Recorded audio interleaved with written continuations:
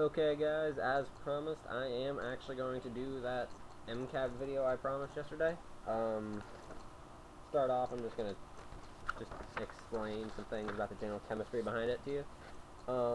As a general rule, methamphetamine is made by the reduction of pseudoephedrine. Hopefully, if I get this close enough, you can see the pseudoephedrine molecule. It's drawn very shittily, but fuck my finger. Right here, because I'm capturing this from a webcam, don't blame me if I fuck some things up. It's very confusing because it's all backwards on the screen. Right here, though, is actually an OH group or a hydrate. Just in case you want to mark that down, which I highly recommend going back a couple seconds and just drawing your own on a small piece of paper or something so you know what it looks like. As you can see, once again, if I can get this close enough, OH, a benzene ring that goes to that OH, and then it travels to an 8 down, and you got those three right there, the two CH3 groups and an HN group, so on and so fucking forth. And pseudoephedrine can be used to make many different substances, actually, but the most common two are made by either reduction or oxidation of the molecule of pseudoephedrine, or just ephedrine. Pseudoephedrine is just an isomer of ephedrine. When reduced, it produces methamphetamine, which is then generally, when used on the street, it's gassed. I don't know how to say it other than that because I can't remember the scientific word for it off the top of my head. With either sulfate gas or sulfuric acid gas, I should say, or it's bubbled with hydrochloric acid gas, anhydrous, basically anhydrous acids, to make a salt, which is the solid powder. The same goes for most other street drugs, cocaine, MCAT, which is what this video is on, as you well know. But generally it's reduced with either hydroiodic acid and red phosphorus in most places, or out in the country where farming is far more common, you know, it is sometimes done with anhydrous ammonia, which comes in the form, generally, of a tank on a farm, like a large holding receptacle, not an actual physical shooty shoot bang boom explosion tank. That sounds so fucking retarded. I'm sorry for what I just said. While I'm watching TV. Fuck it, I don't care. Probably gonna hear TV in the background, but that's not my problem. And lithium, which can be obtained from batteries, but the anhydrous ammonia is generally obtained from a fertilizer tank on a farm, because some farms gain anhydrous ammonia as a fertilizer from the U.S. government, and it's used in the production of methamphetamine, which is, as you can, hopefully I can get it close enough this time, right there I believe, which is the one that is meth, right there. As you can see, I didn't finish writing out meth, but it's marked as N, and the chemical name is N-methyl-1 phenylpropanone. Sorry, I'm trying to read this off because I can't remember it by heart. Fuck it, I'll just read it off. But as you can see, it has the given benzene ring and the amines across the board that are supposed to be in methamphetamine, and it has your little methyl group there, right there, that HN. And the full chemical name is N-methyl-1 phenylpropanone 1 propanone, sorry, just not propanone 1, just propanone 2-amy, which is the chemical longhand for methamphetamine or methamphetamine, depending on what country you live in. Some countries have different names for it, which basically mean the same thing. Meth is just shortened version of methylated. And on the other side, you have the oxidation product of methamphetamine. Not methamphetamine. Fuck words. Sorry. I get very anxious. No, on the other side of my little drawing page here, you have the oxidation product of pseudoephedrine, which can be obtained through sulfuric acid and chromates, or a potassium permanganate solution. I apologize if I stutter on some of these words. I am not what you call the most skilled public speaker, or speaker period. I do mess some words up quite often. I usually don't mess them up this bad, but generally I'm not recording my conversations for you to listen to. But whatever. I'm sorry, I got distracted by the TV for a second. Generally I'm not recording these for you. I'm usually telling other people about them. We won't get into that. But the other product would be methcathinone, which would also be in order to obtain a usable product, because as a free base, methcathinone is a very, very, very unstable product that within 10 minutes, if it's in the light, could easily, almost completely convert right back into a ephedrine, basically, a form of ephedrine, whichever one you use, basically, but it's usually going to come out as, sorry, I just knocked my tea over there for a second, I'm going to have a drink real quick. It usually turns back into the pseudoephedrine free base product that probably started out as. Yes, but I'm going to show you that molecule now. And just, I actually had to look for these. Yes, as you can see there, the benzene ring on the end over there, on the left side. Then you have an active ketone. Then you have the two given amines, one of which is a methyl group also, where the name methcathinone comes from, or methylcathinone. And the chemical name for that is RS, which honestly, I don't know what that means. I'm not what you call the most skilled in chemistry. I know what I'm talking about when it comes to what you need to do. I don't know the full chemistry behind a lot of things when it comes to clandestine chemistry, especially with certain amine type molecules, phenethylamines, tryptamines, etc., etc., etc. But the chemical name for that is RS2 methylamino 1 phenylpropane, propane 1 known. I know that seems confusing, but look it up. Methcathinone, that is the chemical name. And that is obtained through oxidation, once again, of the original pseudoephedrine molecule, which replaces the OH group with an active ketone, as far as I know.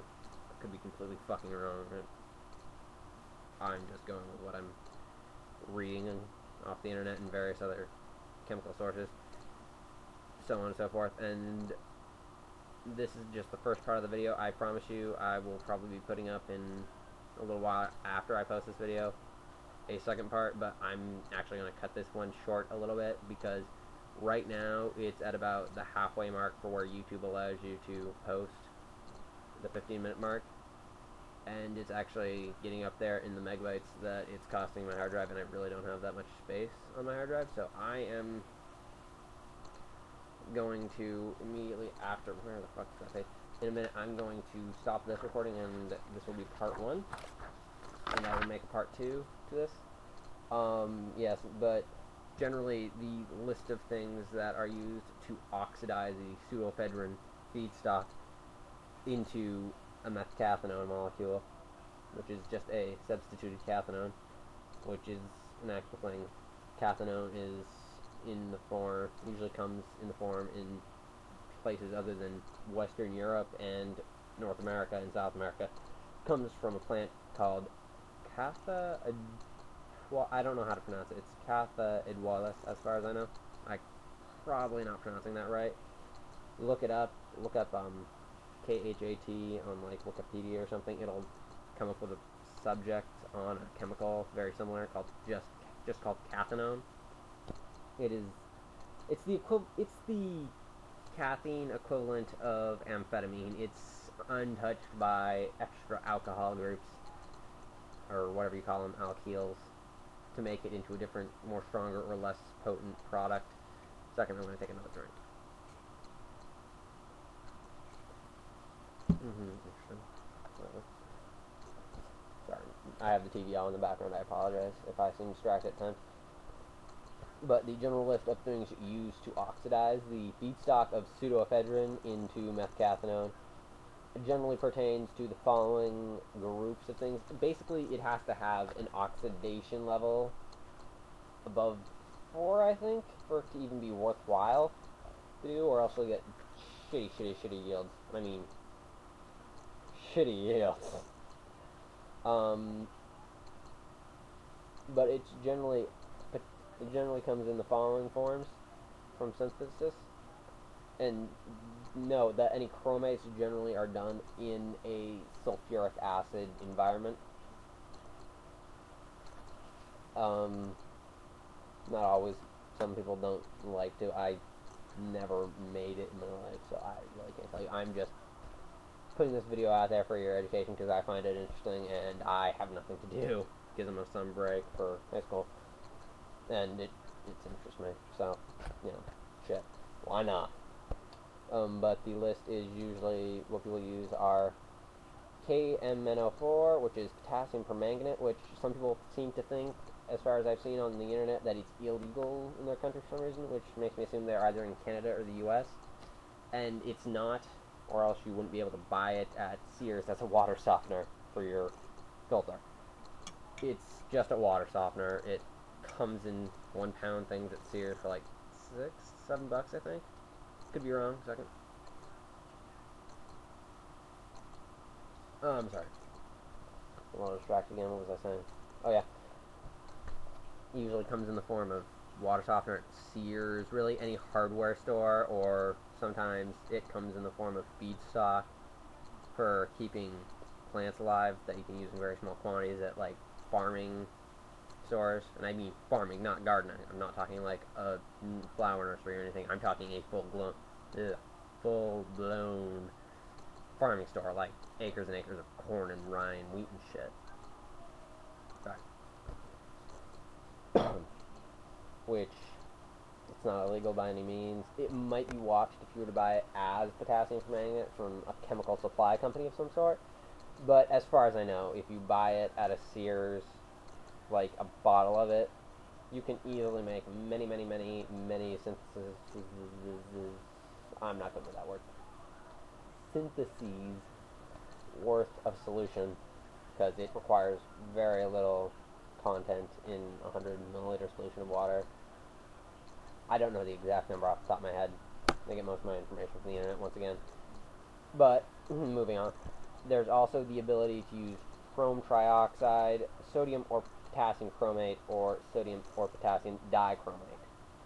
The chromates with the sodium potassium ones, the chromate and dichromate, those are used in leathering and tanning industries as far as I know. And chrome trioxide is used in the, what's the word? The thing with the electricity and the plating, electroplating, that's what it is. In the electroplating industry. I'm sorry, I looked away, I was trying to think. I do that occasionally. You might see me do that in the next video if I'm trying to explain something and I can't remember what it is off the top of my head. But for now, that should satiate your appetite of information for a good 13 minutes. Listening to me fail at probably just about everything I just said should have satiated you for 13 minutes, giving me time to make another video detailing the potassium permanganate synthesis. Because, to be honest, if you want the chromate syntheses, I would personally recommend you pirate a book called The Secrets of Methamphetamine Manufacture, 8th edition, and go to chapter 15 or 16, if I remember correctly.